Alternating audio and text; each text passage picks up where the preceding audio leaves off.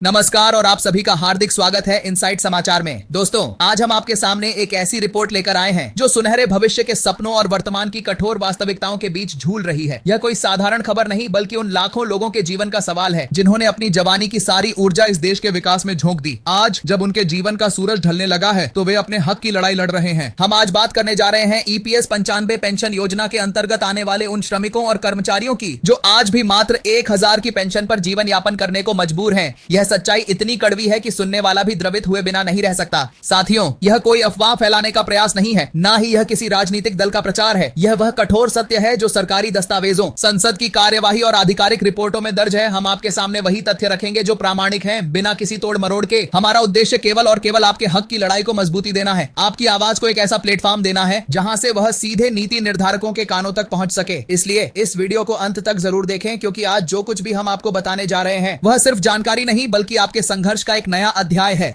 तो चलिए शुरुआत करते हैं उस सबसे बड़े सवाल से जो आज हर पेंशन भोगी के मन में है। आखिर कब बढ़ेगी हमारी पेंशन? दशकों से चली आ रही इस प्रतीक्षा ने कितने ही बुजुर्गों की आंखों की रोशनी छीन ली है। कितने ही ऐसे हैं जो अपनी दवाई तक नहीं खरीद पाते। क्या यही है हमारे उन श्रमिकों का सम्मान जिन्होंने अपना पूरा जीवन राष्ट्र निर्माण में लगा दिया? सोचिए, आज के इस दौर में जब एक दिन की मजदूरी भी कई सौ है तो क्या 1000 में कोई इंसान पूरा महीना गुजार सकता है? क्या वह अपने परिवार के लिए 2 वक्त की रोटी का जुगाड़ कर सकता है? जवाब नकारात्मक है और यही वह कड़वी सच्चाई है जिसने एक राष्ट्रव्यापी आंदोलन को जन्म दिया है। इस आंदोलन की कमान संभाल रहे हैं कमांडर अशोक रावत जी। उनके नेतृत्व में राष्ट्रीय संघर्ष समिति यानी NSSSC ने इस मुद्दे को देश के सामने रखने में अहम भूमिका निभाई है। यह कोई सामान्य विरोध नहीं बल्कि एक ऐतिहासिक संघर्ष है। यह उन सभी वृद्ध श्रमिकों की आवाज है जो आज भी अपने अधिकारों के लिए लड़ रहे हैं। उनकी मांगे स्पष्ट और जायज हैं। पहली मांग है न्यूनतम पेंशन बढ़ाकर 17,500 प्रति माह करना। दूसरी, महंगाई भत्ता यानी DA की सुविधा देना ताकि बढ़ती महंगाई के सामने वे बेबस ना रहे। और तीसरी, मुफ्त और बेहतर चिकित्सा सुविधा, क्योंकि बुढ़ापा में स्वास्थ्य ही सबसे बड़ी चिंता का विषय बन जाता है। यह मांगे अतिशयोक्तिपूर्ण नहीं है, यह एक सम्मानजनक जीवन की बुनियादी शर्तें हैं। भारत का संविधान भी अपने हर नागरिक को गरिमामय जीवन जीने का अधिकार देता है। फिर क्यों इन वरिष्ठ नागरिकों को इतने लंबे संघर्ष के बाद भी अपने हक के लिए लड़ना पड़ रहा है? यह सवाल न सिर्फ सरकार बल्कि हम समाज से भी है। इस आंदोलन ने तब और जोर पकड़ा जब यह मुद्दा संसद के पटल पर पहुंचा। देश के कई गणमान्य सांसदों ने अपनी पार्टी की सीमाओं से ऊपर उठकर इस न्याय संगत मांग का समर्थन किया। उन्होंने सदन में सरकार से सीधे सवाल पूछे और त्वरित कार्यवाही की मांग की। इस राजनीतिक दबाव ने श्रम मंत्रालय को इस ओर गंभीरता से विचार करने के लिए मजबूर किया। श्रम मंत्रालय से जुड़ी संसदीय स्थायी समिति ने इस विषय पर गहन चर्चा की और अपनी सिफारिशें सरकार को भेजी। यह श्रम मंत्रालय से जुड़ी संसदीय समिति भी इस नतीजे पर पहुंची कि वर्तमान पेंशन की राशि अमानवीय है और इसे तुरंत बढ़ाया जाना चाहिए। समिति ने न्यूनतम पेंशन को बढ़ाकर 7,500 करने की पुरजोर सिफारिश की। यह पेंशन भोगियों के लिए एक बड़ी नैतिक जीत थी। इस पूरे घटनाक्रम के बीच सभी की निगाहें अब कर्मचारी भविष्य निधि संगठन यानी EPFO के केंद्रीय न्यासी बोर्ड की आगामी बैठक पर टिकी है। विश्वसनीय सूत्रों से मिली जानकारी के अनुसार इस बैठक के एजेंडे में पेंशन वृद्धि का प्रस्ताव शामिल है। ऐसा माना जा रहा है कि EPFO ने आंतरिक स्तर पर पेंशन को 1000 से बढ़ाकर 17,500 करने का एक प्रस्ताव तैयार कर लिया है। अब यह प्रस्ताव वित्त मंत्रालय और प्रधानमंत्री कार्यालय से अंतिम स्वीकृति का इंतजार कर रहा है। यहाँ तक सब कुछ आशान्वित लगता है, लेकिन इस कहानी में एक नया मोड़ तब आता है जब स्वयं प्रधानमंत्री नरेंद्र मोदी जी ने इस मुद्दे पर बात की। उन्होंने पेंशन भोगियों की कठिनाइयों को स्वीकार करते हुए आश्वासन दिया कि सरकार इस पर गंभीरता से विचार कर रही है और जल्द ही एक निर्णय लिया जाएगा। हालांकि इस आश्वासन के साथ ही एक चिंताजनक खबर भी सामने आई। सरकारी हलकों से यह संकेत मिल रहे हैं कि वित्तीय घाटे और आर्थिक बोझ को देखते हुए सरकार एकाएक पेंशन में इतनी बड़ी छलांग लगाने में सक्षम नहीं है।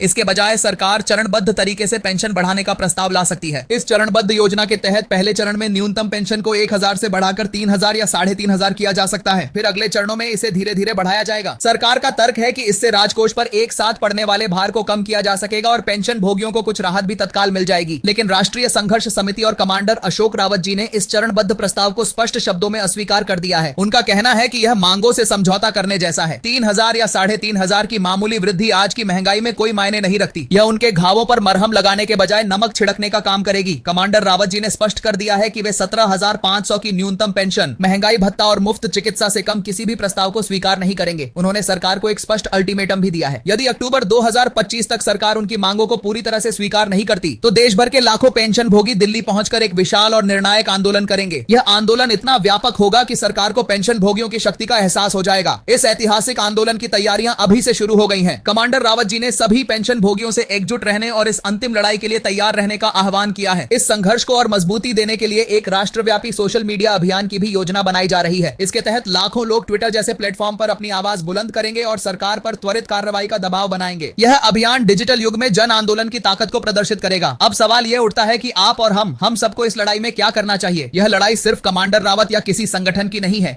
यह हर उस भारतीय की लड़ाई है जो न्याय और सम्मान में विश्वास रखता है। इसलिए यह जरूरी है कि हम सब इस आंदोलन का हिस्सा बने, अपनी एकजुटता का परिचय दें और हर मंच पर अपनी मांग को दोहराएं। इसी कड़ी में कमांडर अशोक रावत जी ने सीधे संवाद के लिए एक YouTube चैनल की शुरुआत की है। यह वही चैनल है जहां से आप यह जानकारी प्राप्त कर रहे हैं। यह चैनल किसी एक व्यक्ति का नहीं बल्कि देश के हर पेंशन भोगी का अपना मंच है। यहां से हर अपडेट, हर रणनीति और हर सच्चाई बिना किसी लाख लपेट के आप तक पहुंचेगी। इसलिए इस चैनल को सब्सक्राइब जरूर करें। सब्सक्राइब बटन और घंटी के आइकन को दबाना ना भूलें ताकि आप कोई भी महत्वपूर्ण जानकारी ना छोड़ें। जब हमारी संख्या बढ़ेगी तो यह संख्या ही हमारी ताकत बनेगी और सरकार पर मनोवैज्ञानिक दबाव पड़ेगा। हम आपको कमांडर अशोक रावत जी से सीधे जुड़ने के लिए संपर्क विवरण और व्हाट्सएप ग्रुप से जुड़ने का तरीका भी उपलब्ध कराएंगे। इससे आप न सिर्फ उन तक पहुंच सकेंगे बल्कि अपने सुझाव और अनुभव भी साझा कर सकेंगे। साथ ही हमें कमेंट बॉक्स में जरूर बताएं कि आप इस कार्यक्रम को किस राज्य से देख रहे हैं। इससे हमें यह अंदाजा होगा कि हमारी आवाज देश के किन किन कोनों तक पहुंच रही है। दोस्तों, वर्तमान परिस्थितियां स्पष्ट संकेत दे रही हैं। सरकार पर दबाव है, संसदीय समिति की सिफारिशें पेंशन भोगियों के पक्ष में हैं, देश के सांसद जन भावनाओं को समझ रहे हैं और सबसे बड़ी बात, आप सबकी एकजुटता और कमांडर रावत जी का दृढ़ नेतृत्व इस लड़ाई की रीढ़ है। बस अब थोड़ा और धैर्य और संघर्ष की जरूरत है। यदि हम अक्टूबर 2025 तक अपना दबाव कायम रख सके तो निश्चित ही जीत हमारी होगी। सरकार को यह समझना होगा कि यह कोई राजनीतिक दांव नहीं बल्कि एक मानवीय मांग है। यह उन लोगों की पुकार है जिन्होंने इस देश की नींव को मजबूत किया है। आज उन्हें केवल एक सम्मानजनक जीवन का अधिकार चाहिए, इससे कम कुछ भी स्वीकार्य नहीं है। आने वाले दिन अत्यंत महत्वपूर्ण है। केंद्रीय न्यासी बोर्ड की बैठक पर हमारी नजर बनी हुई है। प्रधानमंत्री कार्यालय से निकलने वाली हर सूचना का हम बारीकी से विश्लेषण करेंगे और दिल्ली में होने वाले आंदोलन की हर तैयारी की जानकारी आप तक सबसे पहले पहुंचाते रहेंगे। यह भी अफवाहें हैं कि कुछ पेंशन भोगियों के खातों में बढ़ी हुई पेंशन यानी 3,000 या 3,500 आने लगे हैं। यदि आपके या आपके किसी जानने वाले के साथ ऐसा हुआ है तो कृपया कमेंट बॉक्स में इसकी जानकारी अवश्य दें। यह जानकारी हमारे लिए बेहद उपयोगी साबित हो सकती है। अंत में मैं आपसे बस इतना ही कहना चाहूंगा, हिम्मत न हारें। यह लड़ाई सच्चाई और न्याय की है और ऐसी लड़ाइयों का अंत हमेशा अच्छा होता है। हमें पूरा विश्वास है कि अप्रैल 2025 से पहले या शायद उससे भी जल्द आपके बैंक खाते में 17,500 की पेंशन जमा होने का सपना साकार होगा। आपकी क्या राय है? क्या सरकार को एक बार में ही पूरी राशि दे देनी चाहिए या फिर चरणबद्ध तरीका सही है? आपकी नजर में अगली रणनीति क्या होनी चाहिए? अपने विचार कमेंट बॉक्स में जरूर साझा करें। आपके हर कमेंट को कमांडर अशोक रावत जी तक पहुंचाया जाएगा और याद रखें, इस महत्वपूर्ण जानकारी को देश के कोने कोने में हर पेंशन भोगी तक पहुंचाना आपका भी कर्तव्य है। इस वीडियो को अपने सभी व्हाट्सएप ग्रुप, फेसबुक पेज और अन्य सोशल मीडिया प्लेटफॉर्म पर शेयर करें क्योंकि जागरूकता ही वह हथियार है जो इस लड़ाई को जीत सकता है। दोस्तों, आज की यह चर्चा सिर्फ एक रिपोर्ट नहीं बल्कि उन लाखों लोगों की आशा है जिन्होंने इस देश को बनाने में अपना सब कुछ न्यौछावर कर दिया। सरकार पर दबाव बढ़ रहा है, संसदीय समिति की सिफारिशें मददगार हैं और सबसे महत्वपूर्ण आपकी एकजुटता इतिहास रचने वाली है। इसलिए इस वीडियो को हर समूह में, हर गली मोहल्ले में पहुंचाएं। कमेंट में बताएं कि आप किस राज्य से हैं ताकि हम देख सकें कि देश का कौन सा कोना इस आवाज से जुड़ रहा है। याद रखें, यह लड़ाई किसी एक की नहीं बल्कि हर उस भारतीय की है जो न्याय में विश्वास रखता है। जय हिंद, जय हिंद की पेंशन धारक शक्ति। हम जल्द ही एक नई अपडेट के साथ फिर मिलेंगे। तब तक एकजुट रहें, सजग रहें और अपने अधिकारों के प्रति दृढ़ रहें।